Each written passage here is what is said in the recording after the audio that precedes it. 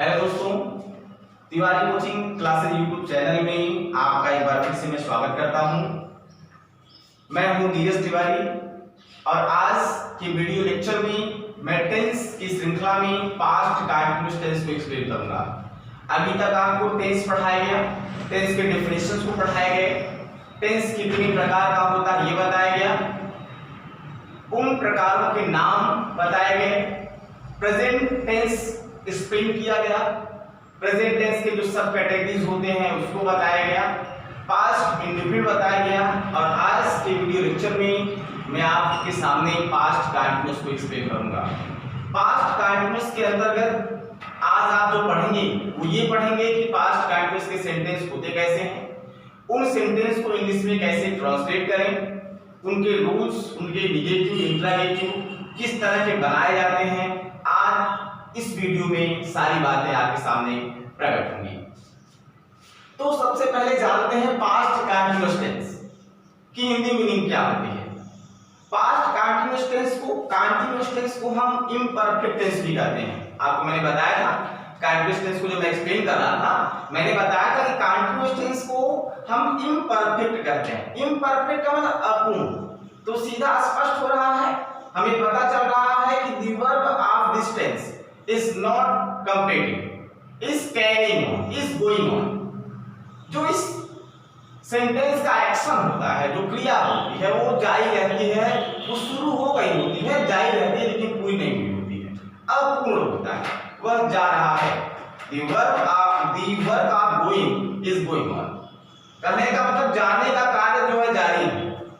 I am lecturing, मैं lecture आपको दे रहा हूँ, I am teaching, मैं पढ़ा रहा हूं, तो the work of teaching is going on।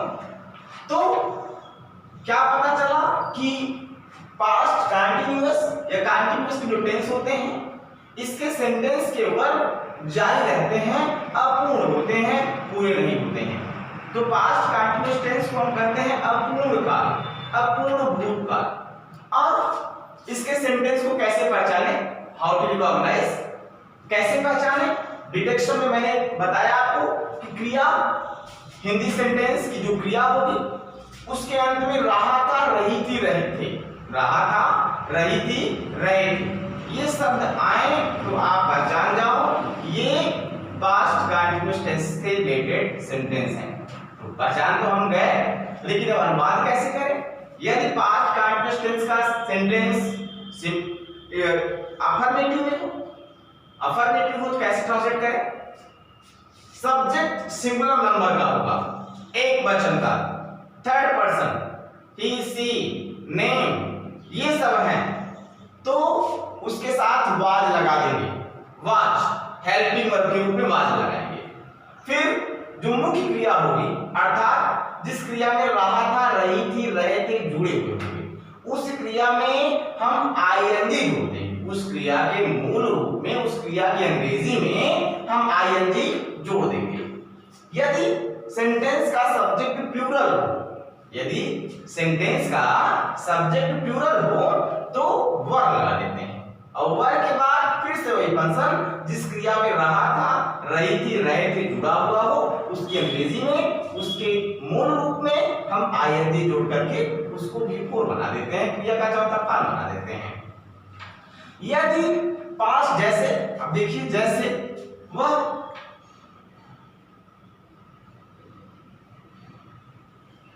आम खा रहा है, वह आम खा रहा है।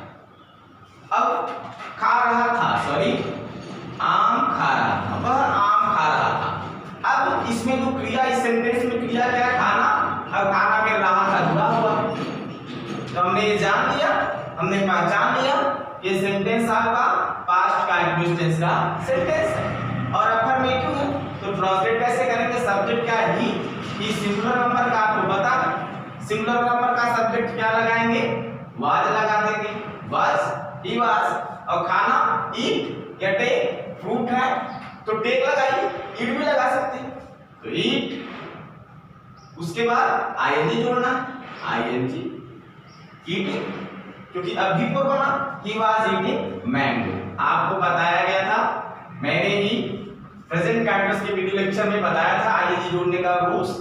उसमें आपको बताया गया था यदि कॉन्सोनेंट के पहले कोई सिंगल वावेल हो तो हम आईएनजी जोड़ते समय उस कॉन्सोनेंट को एक बार और लिख देते हैं, 2 बार लिख देते हैं।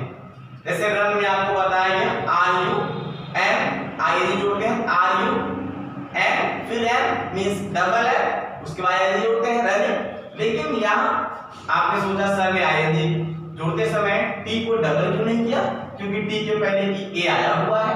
तो ध्यान दीजिएगा कि कॉन्सोनेंट के पहले मैंने बताया था एक सिंगल वावेल हो तो आईएनजी जोड़ते समय हम उस कॉन्सोनेंट को एक और लिख देते हैं, डबल लिख देते हैं। लेकिन यहाँ पर आपने देखा टी के पहले दोनों अक्षर हैं, ये दोनों वावेल हैं, दोनों क्या है वावेल हैं, इसलिए हम यहाँ कोई परिवर्तन नहीं करेंगे, सिर्फ टी को सिंगल फार्मूला में रख करके आईएनजी जोड़ देंगे। He was eating mango।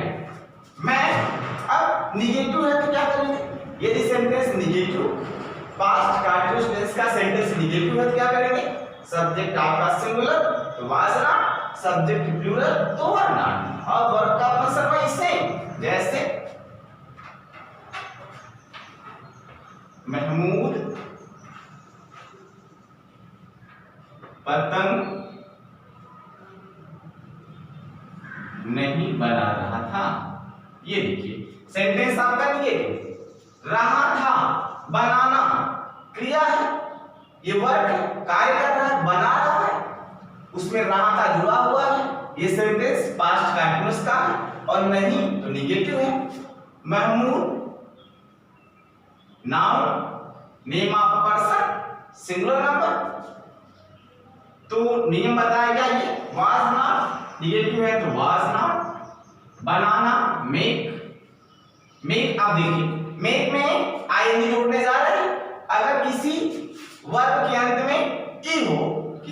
अंत में ई हो तो हम ई को हटा करके आईएनजी जोड़ देते हैं। लो हमने ई हटा दिया, मेकिंग हुआ, Mahmood was not making kite, Mahmood was not making kite. ऐसा में आई होप आपको अच्छे से याद आया होगा, सब एग्जांपल्स आपको दिए जा रहे हैं, रूल्स आपको बताए गए हैं। इंट्रोगेटिव है, आपको पता है कि प्रश्नवाचक 2 प्रकार के होते हैं, एक होता है डब्ल्यूएच टाइप इंट्रोगेटिव और एक होता है हेल्पिंग वर्ब से जो स्टार्ट होते हैं। तो ये पहले प्रकार का जो प्रश्नवाचक वाक्य उसको क्या करेंगे, जैसे क्या तुम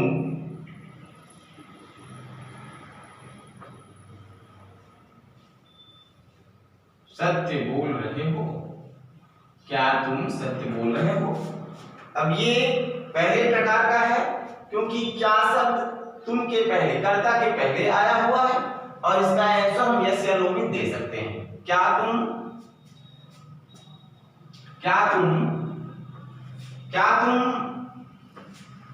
सत्य बोल रहे हो, तो ये क्या तुम सत्य बोल रहे थे, अब ये क्या हुआ पास्ट कंटीन्यूअस का इंट्रोगेटिव फर्स्ट, तो क्या जो है कर्ता के पहले आया हुआ है, और इसका आंसर जो है हम यस या नो में दे सकते हैं।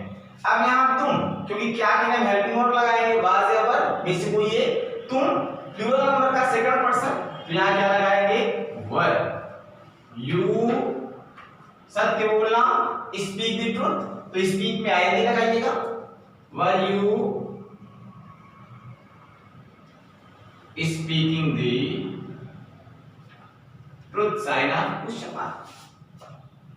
ये पहले प्रकार का आपका प्रश्नवाचक हो गया, ये पहले प्रकार का प्रश्नवाचक वाक्य हो गया।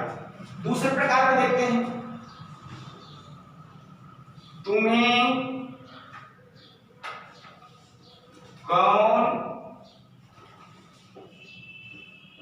बुला रहा था।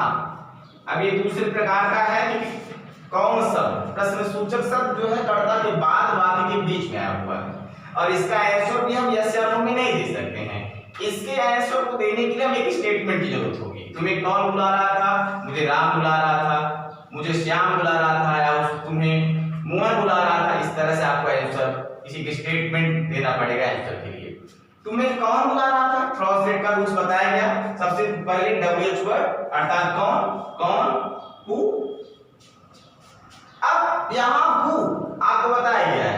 हु एक ऐसा WH वर्ड है जो सेंटेंस में सब्जेक्ट का रोल भी प्ले करता है, जो सेंटेंस में सब्जेक्ट का रोल भी प्ले करता है। और हु सिंगुलर नंबर का सब्जेक्ट है, सिंगुलर नंबर का प्रोनाउन है। Who was calling you, was calling you।